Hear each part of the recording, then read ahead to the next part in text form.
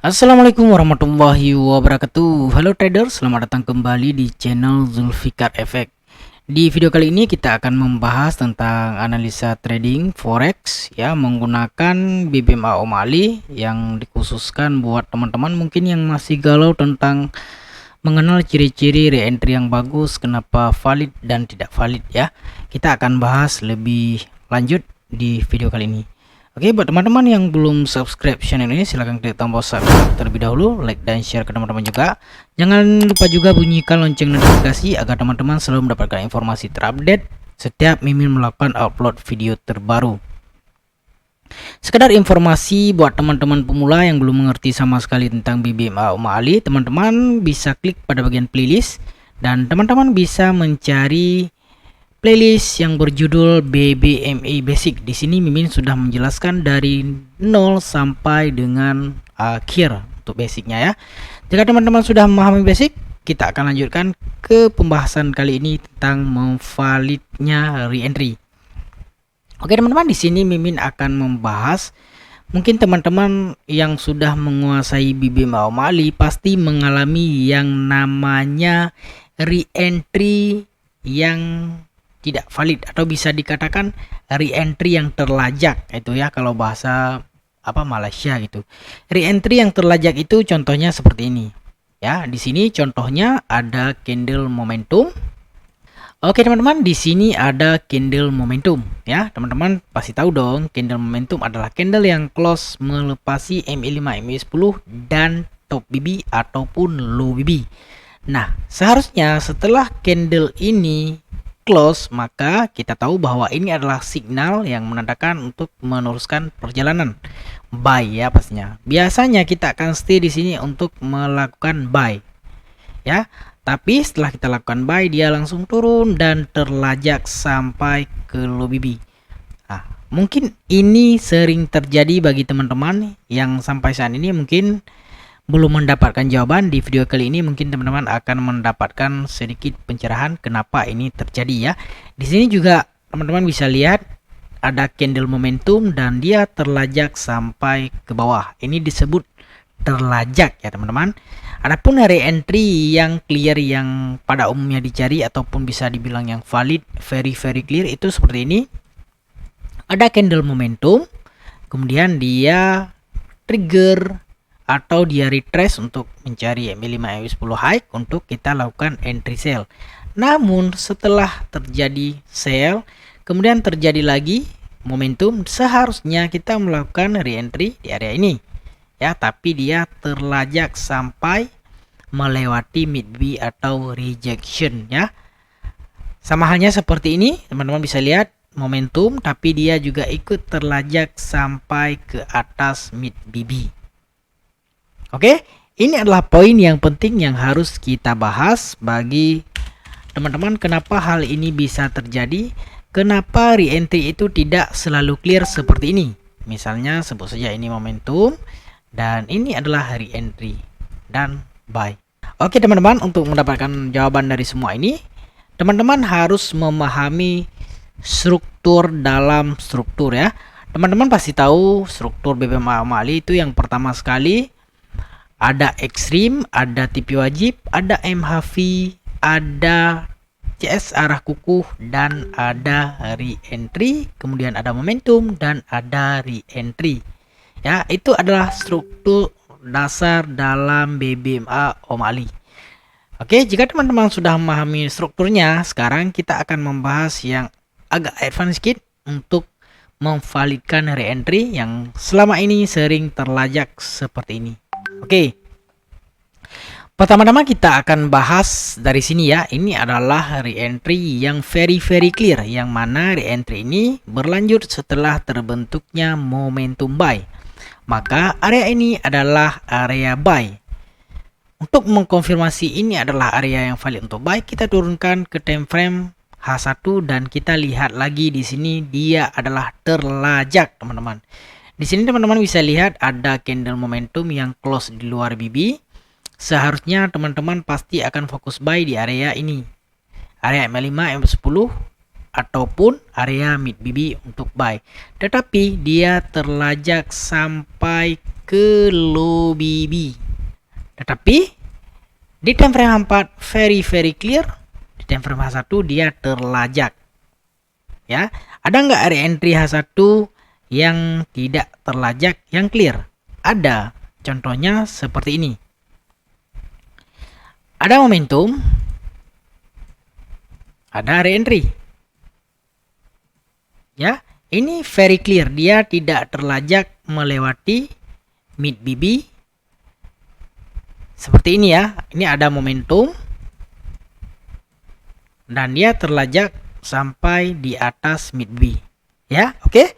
Untuk mendapatkan jawabannya, teman-teman harus memahami struktur dalam struktur. Pertama, teman-teman yang harus teman-teman pahami, jika terbentuk momentum di time frame H4, ya, jika terbentuk momentum di time frame H4, maka teman-teman harus menunggu re-entry yang tepat juga di H4.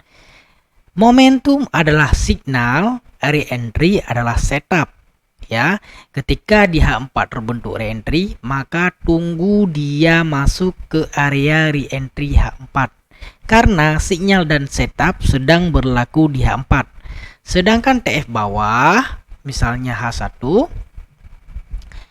dia akan terlajak sampai ke low BB biasanya, ataupun di area-area melewati low BB ini. Itu karena dia turun untuk melengkapi setup yang sedang berlaku di H4.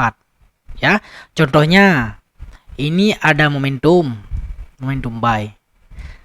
Tapi dia terlajak sampai ke bawah mid BB ya. Bahkan ini teman-teman akan kacau karena melihat sepertinya ini adalah momentum sell. Ya, ketika ini terjadi, teman-teman lihat dulu, ini setup atau sinyal di TF mana terlebih dahulu ya, marking, lihat H4. Nah, ternyata ini adalah setup di H4. Setupnya dari mana? Dari CSAK H4. Area buy di mana? Di sini. Sementara H1 terlajak karena untuk melengkapi setup di time frame yang lebih besar daripada dia. Nah, untuk memperhalus agar kita yakin untuk buy, maka turun ke time frame L15 dan lihat apa yang sedang terjadi. Ini MHV rejection, kemudian dia turun rejection sampai terbentuk momentum dan re-entry buy. Ya, jadi dia mendukung re-entry yang sedang ada pada time frame H4.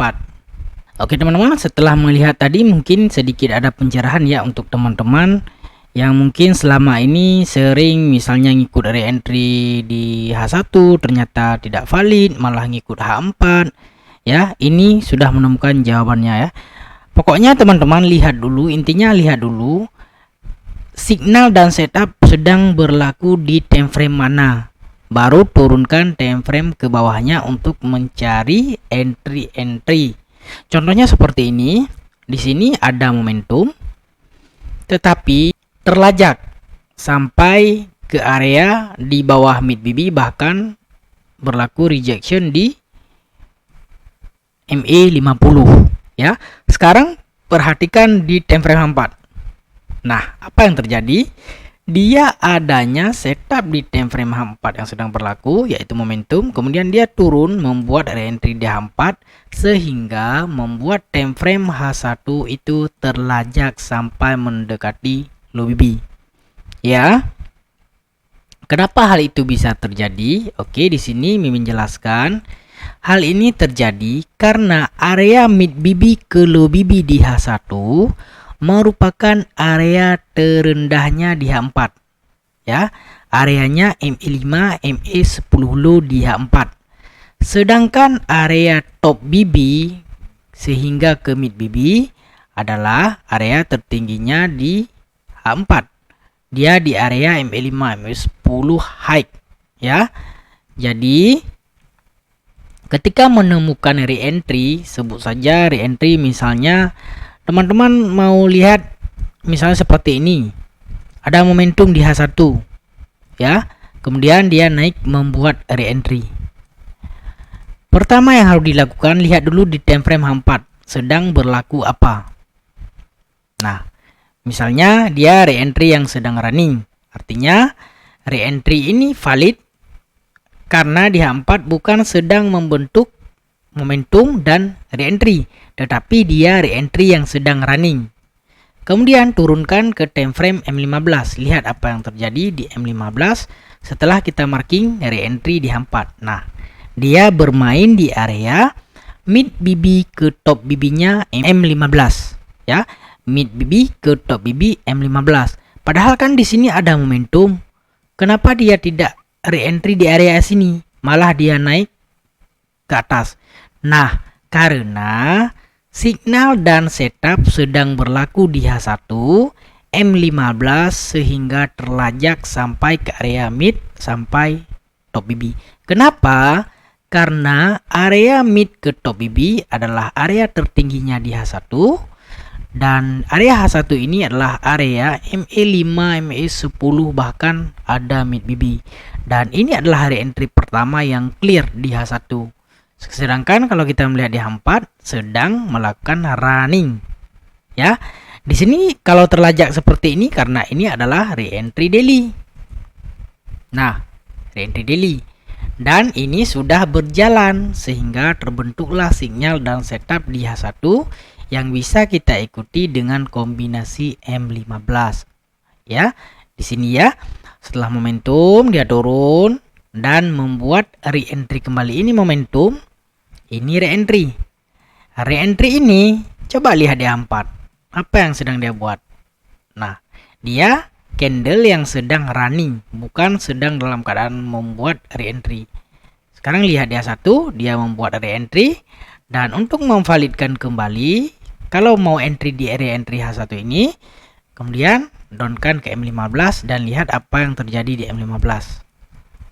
Nah, dia di area mid ke top BB dan ini adalah extreme bersama dengan ME50. Sampai di sini jelas ya teman-teman. Jadi, teman-teman harus memahami dulu ya. Misalnya seperti ini. Ini terlajak sampai ke top BB. Sekarang coba teman-teman perhatikan. Sebelum dia terlajak ke atas. Pertama di sini ada extreme buy. Ini TP wajib dan ini juga sekaligus re-entry. Kemudian dia membuat momentum. Artinya MHV belum valid karena adanya momentum baru dan dia membuat re-entry baru.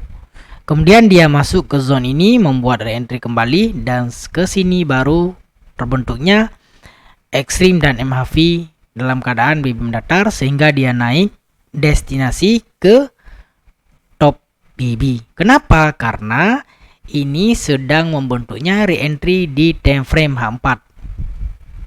Ya, sehingga dia turun kembali. Jadi teman-teman, cara belajar yang mudahnya, teman-teman yang pertama harus memahami struktur BBMA. Kemudian cara kedua, teman-teman tandai di time frame yang terlajak. Misalnya mau mempelajari re-entry itu seperti ini. Ini ada H1 terlajak. Coba lihat di time frame di atasnya. Pasti sedang membuat re-entry. Dan ini juga terlajak karena adanya re-entry di daily. Ini kan CSAK dan membentuk re-entry daily. Ya, sehingga di H4 terlajak ini karena sedang membuat re-entry-nya pada daily. Re-entry ini berdasarkan mana? Berdasarkan CSAK. Nah, CSAK sell. Sedangkan di H4 sedang terbentuk momentum sell. Sehingga dia naik terlajak. Makanya ketika terbentuk re-entry, misalnya katakanlah, oh ini misalnya duluan melihat momentum di H4. Momentum adalah signal. Apakah kita bisa sell di sini? Lihat dulu ke TF atasnya. Dia sedang buat apa? Ternyata dia sedang membuat re-entry di daily. Jadi jangan ikuti signal yang ada di H4. Tunggu daily berdekatan dengan area reentry. Kemudian validasi dengan H1. Ya, validasi dengan H1 dan lihat apa yang terjadi. Di sini ada extreme, ada TP wajib, ada MHV, ada CSAK, dan ada reentry dan momentum. Lalu membuat ekstrim, destinasi adalah top PB. Selama tidak ada momentum baru di area ini, maka sell ini masih valid. Kenapa valid? Karena ini adalah reentry daily. Reentry dari CSAK. Sekarang yang dekat kita lihat lagi di sini. Daily. Di sini ada CSAK. Kemudian daily akan membuat reentry. Di mana reentry? Di area MA5, MA10 low, karena ini CSAK buy. Sekarang kalau dapat CSAK di daily, pastikan di H4 itu akan terbentuk momentum buy. Ini di H4 akan terbentuk momentum buy. Ketika reentry di H4 jangan ikuti. Kenapa? Karena yang terbentuk sekarang adalah dari CSAK buy, pasti akan mencari reentry buy di daily. Makanya reentry di H4 ini terlajak. Seharusnya kan dia turun buat reentry, dia naik. Tapi kenapa dia turun? Bahkan sampai ke bawah. Karena dia turun sedang adanya setup di daily. Nah, CSAK dia turun membuat reentry, baru dia naik kembali. Ya, sehingga di H4 itu terlajak. Terbatallah reentry di H4 walaupun ada momentum buy. Kenapa? Karena time frame kecil mengikuti time frame yang lebih besar. Jadi begitu teman-teman. Jadi kalau misalnya di H4 yang terlajak itu karena mengikuti reentry-nya di time frame lebih besar di atasnya. Misalnya seperti ini. Nah, ini pasti reentry daily. Teman-teman bisa lihat. Ini ya, sorry diperbesar. Nah, sekarang teman-teman bisa lihat. Adanya CSAK, ada reentry. Adanya momentum, ada reentry. Ya, reentry, reentry. Ada banyak reentry di daily. Makanya harus menunggu sinyal dan setup di daily. Bagaimana dengan H4? Oke, sekarang kita akan cerita di H4 yang benar-benar setup H4, bukan setup yang terlajak ya. Oke, sekarang kita akan bercerita setup yang ada di H4. Oke, sekarang teman-teman bisa lihat dari sini ya. Di sini ada CSAK buy. Di sini akan terbentuk reentry buy di H4. Sekarang turunkan time frame ke H1. Lalu lihat. Ada momentum dan sedang membuat reentry. Turunkan lagi ke M15.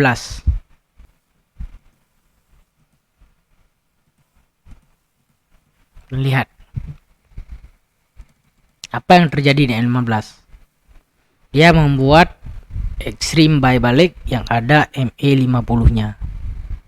Lalu dia terbang ya. Karena dia mengikuti reentry H1 dan reentry daripada H4.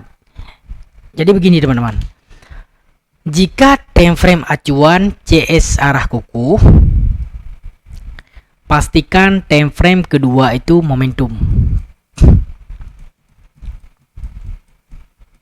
Ya. Ketika CS2 momentum dan membuat reentry, lihat di time frame ketiga. Dia harus berada di zone ekstrim atau MHV ataupun rejection. Nah, lihat. Ini adalah ekstrim buy, lalu TP wajib, MHV, lalu dia naik menjadi CS arah kuku beserta momentum langsung tanpa arah kuku dan membuat reentry. M15 sudah full struktur. Nah, sekarang perhatikan lagi di momentum dan reentry H4. Momentum membuat reentry H4. Lihat apa yang terjadi pada H1. Nah, dia terlajak. Ya. Biasanya kalau terlajak di TF kedua ada MA50-nya. Itu seringnya valid. Untuk memperhalus atau mencari untuk meminimalisir loss, turunkan ke M15. Lihat, adakah setup yang mendukung untuk turun? Nah, apa yang terjadi? Ekstrim,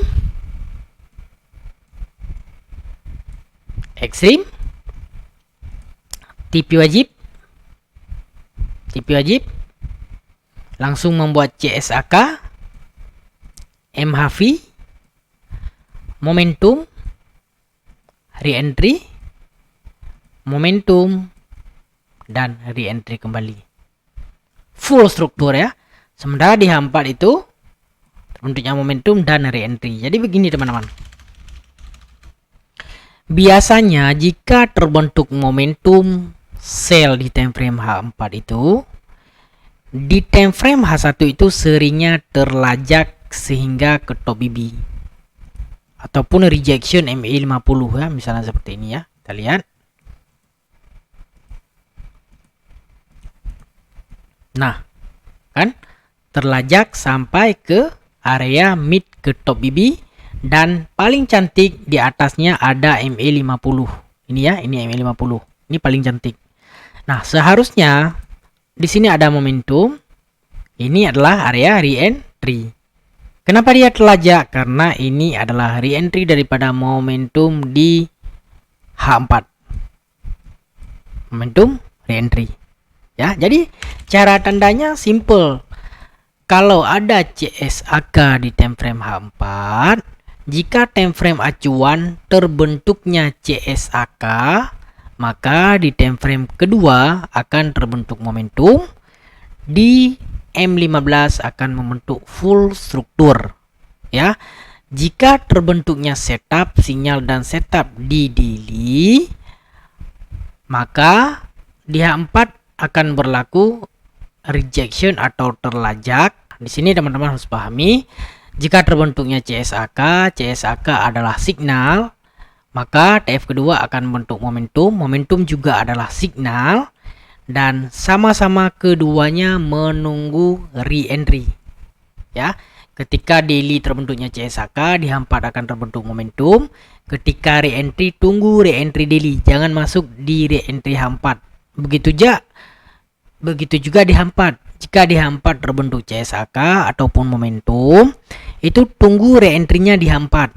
Jangan masuk di re-entry H1, nanti akan terkena rejection ataupun yang hal-hal yang sudah kita bahas tadi, rejection yang akan membuat ekstrim bersama MA50 ataupun rejection yang seperti ini, atau dia akan membuat seperti ini ya. Oke, itu dia tipsnya. Jika semoga bermanfaat buat teman-teman semua dan menambahkan kepahaman tentang re-entry yang keren, yang tidak dijebak sampai ke top ya, seperti itu ya. Jadi tipsnya, jika terbentuk signal di daily, maka ikuti re-entry-nya daily. Jika terbentuk sinyal di H4, ikuti H4. Begitu juga dengan H1 dan seterusnya. Berlaku di semua time frame dan di semua ini menggunakan multi time frame ya. Coba teman-teman kaji kembali, semoga bisa membantu dan bermanfaat buat teman-teman semua. Mimin mohon maaf jika ada kesalahan dan kesilapan dalam penyampaian. Semoga bermanfaat buat teman-teman semua. Salam profit. Jangan lupa subscribe, like, dan share ke teman-teman. Mimin akhiri. Assalamualaikum warahmatullahi wabarakatuh.